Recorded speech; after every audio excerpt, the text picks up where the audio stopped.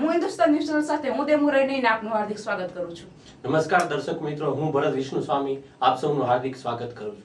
હવે જોઈએ આજના મુખ્ય સમાચારો। ઈવીએમ હેંગ કરવાનો પડકાર ફેંકતું ચૂંટણી પંચ। ગુજરાત વિધાનસભાની ચૂંટણીની તૈયારીમાં રાજકીય પક્ષો। શંકરસિંહ વાઘેલાના મુદ્દે દિલ્હીમાં અગત્યની બેઠક। ડુંગર મહુવા રોડ પર ગમખ્વાર અકસ્માત। હવે જોઈએ સમાચારો વિસ્તારપૂર્વક। દિલ્હી ઈવીએમ ઉપર સવાલો ઉભા કરનાર રાજકીય પક્ષોની ચૂંટણી પંચની ઓપન ચેલેન્જ કે 3 જૂનથી ઈવીએમ હેંગ કરીને દેખાડો। ઈવીએમ અને વીવીપેટ લાઈવ ડેમો બાદ ચૂંટણી પંચની પ્રેસ કોન્ફરન્સ કહ્યું કે ઈવીએમ સાથે છેડછાડ સંભવ જ નથી અને જે લોકોને વિશ્વાસ ન બેસતો હોય તે ઈવીએમ હેક કરીને દેખાડે। ગુજરાત વિધાનસભાની ચૂંટણીઓને ભલે વાર હોય પણ રાજકીય પાર્ટીઓ તડામાર તૈયારીમાં લાગી ચૂક્યા છે। બેઠકોનો દોર તેમજ ગામડાઓ ખુદીને ચૂંટણીમાં જીત મેળવવાની હોડ લાગી ચૂકી છે। બંને પાર્ટી કોંગ્રેસ અને ભાજપ 150 બેઠકોના દાવા કરે છે। જોઈએ જનતા શું કરે છે। મોટી હવેલી ખાતે પુષ્ટિ પંચામૃત મહોત્સવમાં 56 ભોગ ઠાકોરજીને ધરવામાં આવ્યા હતા। અમરેલી બિનાકા ચોક પાસે આવેલ મોટી હવેલી ખાતે વૈષ્ણવો 56 ભોગ તેમજ ઠાકોરજીના દર્શનનો લાહો લેવા ઉમટ્યા હતા। બાવાશ્રીઓના આગમનને વધાવીને દર્શનાર્થીઓ અને વૈષ્ણવો બહોળી સંખ્યામાં ઉમટી પડ્યા હતા।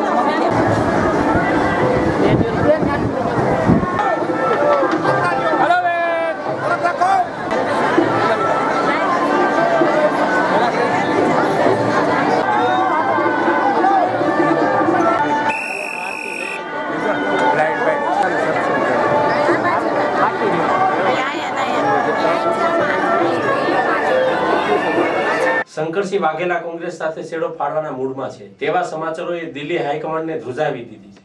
મહેન્દ્રસિંહ વાઘેલાને તાત્કાલિક દિલ્હીનું તેડું।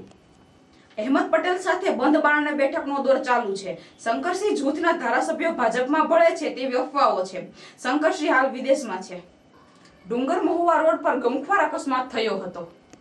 ડુંગર મહુવા રોડ પર જલારામ ટ્રાવેલ્સની પ્રાઇવેટ બસે મેજિકને અડફેટે લેતા મેજિક ગથોડિયા મારી જતા મેજિકમાં બેઠેલા 5 વ્યક્તિઓને ગંભીર ઈજા થતા 108ને જાણ કરતા તેમને મહુવા હોસ્પિટલ ખાતે ખસેડવામાં આવેલ હતા, જેમાં 5 વ્યક્તિઓને ગંભીર ઈજા થયેલ હતી। એમાં 2 વ્યક્તિ અતિ ગંભીર હાલતમાં છે।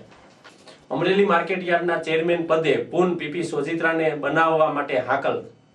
તાજેતરમાં મળેલી બેઠકમાં સહકારી ક્ષેત્રમાં દેશના ટોચના સહકારી નેતા દિલીપભાઈ સંઘાણીએ તેના પ્રવચનમાં જણાવ્યું હતું કે પીપી સોજિત્રાના નેતૃત્વમાં ભારત નંબર 1 અધ્યક્ષતા માર્કેટિંગ અમરેલીમાં બનવા જઈ રહ્યું છે, જે હંમેશા ખેડૂતના હિતની ચિંતા કરે છે। એવા પીપી સોજિત્રાને આગામી દિવસોમાં બિનહરીફ માર્કેટ યાર્ડના ચેરમેન બનાવવા જોઈએ અને આ બાબતે જોઈએ તેવો સહકાર આપવાની બાહેધરી આપી છે। અમરેલી શહેરના મુખ્ય માર્ગો પર ટ્રાફિકની સમસ્યા વકરી રહી છે।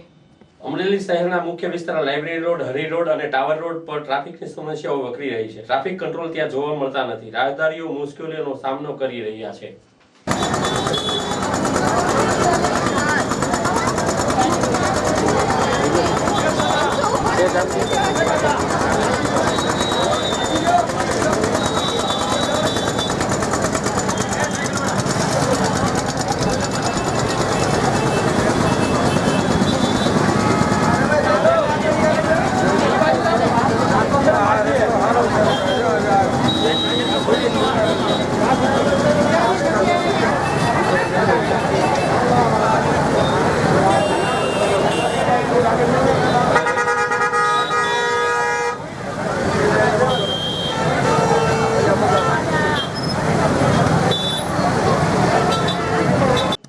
સાવરકુંડલા તાલુકાના સરપંચોએ સરકારના પરિપત્રની કરી હોળી।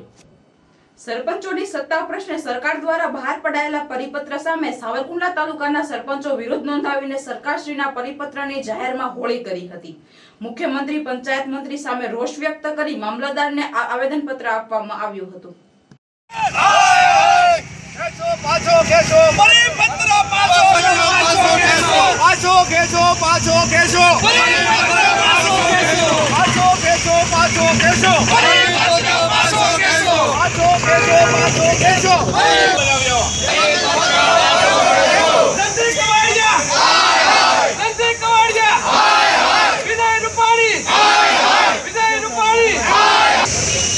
સરકારશ્રીએ હમણાં ગ્રામ પંચાયતોના નાણાકીય વહીવટમાં તલાટી મંત્રીની સહીથી પૈસા ઉપાડવાના લેતી દેતીનો સુધારો કરતો પરિપત્ર બહાર પાડ્યો છે. ખરેખર પંચાયતી રાજની સ્થાપનાથી વેલ એસ્ટાબ્લિશ સિસ્ટમ છે કે સરપંચશ્રી અને 2 સભ્યોના જે ઠરાવ કર્યા હોય અધિકૃત કર્યા એ પૈકી 2ની એક સહીથી વ્યવહાર ચાલે છે. એ બરાબર છે, તેની સામે કોઈ ફરિયાદ નથી, કોઈ પ્રશ્ન નથી. છતાં સરકારે જે આ વહીવટ નવો સુધારો કર્યો અને મંત્રીને ફરજિયાત સહી કરી છે એનાથી વહીવટી સ્થગિતતા ઊભી થશે, ભ્રષ્ટાચાર વધશે, વિલંબ થશે અને ઘણા રેકર્ડ ઉપર ન આવે એવા અનિષ્ટો ઊભા થશે. એટલે તાત્કાલિક અસરથી આ પરિપત્ર પાછો ખેંચાય એવી સર્વે સાવરકુંડલા તાલુકાના સરપંચશ્રીઓ અગ્રણીઓની માગણી છે અને એને આજે અમે પરિપત્ર પાછો. અબુધાબીમાં શરૂ થયેલ રાઇડ્સ જિંદગી સાથે મજાક કરતી સવારી છે. અબુધાબીમાં શરૂ થયેલ નવી રાઇડ્સમાં નબળા મનના માનવીઓએ બેસતા પહેલા વિચાર કરવો, કારણ કે આ રાઇડ જિંદગીના અંત લાવી શકે છે. આ જિંદગી સાથે મજાક કરતી સવારી છે.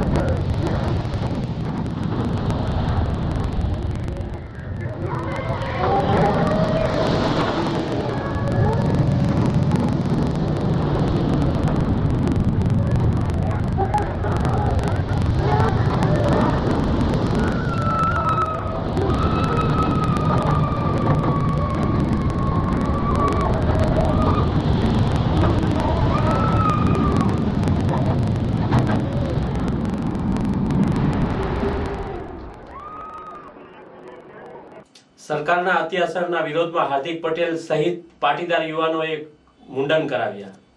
હાર્દિક પટેલ સરકારની સામે ન્યાય યાત્રાનો બોટાદથી પ્રારંભ કર્યો અને સરકારના અન્યાયનો વિરોધ દર્શાવતા પાટીદારો યુવાનોએ મુંડન કરીને સરકાર સામે દેખાવ પ્રદર્શન કર્યા છે, જેમાં હાર્દિક પટેલ સહિત યુવાનોએ મુંડન કરાવ્યું હતું. ગુજરાત સરકારે તમામ એસટી બસમાં કચરાપેટી મૂકવાની જરૂર છે, કેમ કે બસોમાં પેસેન્જરો કચરો ફેલાવતા વધુ પ્રમાણમાં જોવા મળે છે. દેશને સ્વચ્છ રાખવા માટે અનેક અભિયાનો ચલાવાઈ રહ્યા છે. ભગીરથ કાર્ય માટે કરોડો રૂપિયાની ગ્રાન્ટો ફાળવવામાં આવે છે, તો ઘણી જગ્યાએ કૌભાંડો પણ નજરે આવે છે. જો એસટી નિગમ દ્વારા દરેક બસોમાં કચરા ટોપલી મૂકવામાં આવશે તો બસની અંદર કચરો થતો અટકશે. સાથે સાથે ઘણા મુસાફરો બસની બારીમાંથી બહાર કચરો ફેંકતા હોય છે, તેઓ પણ કચરાપેટીનો ઉપયોગ કરશે તો સ્વચ્છતા તરફ વધુ એક ડગ ભરાશે.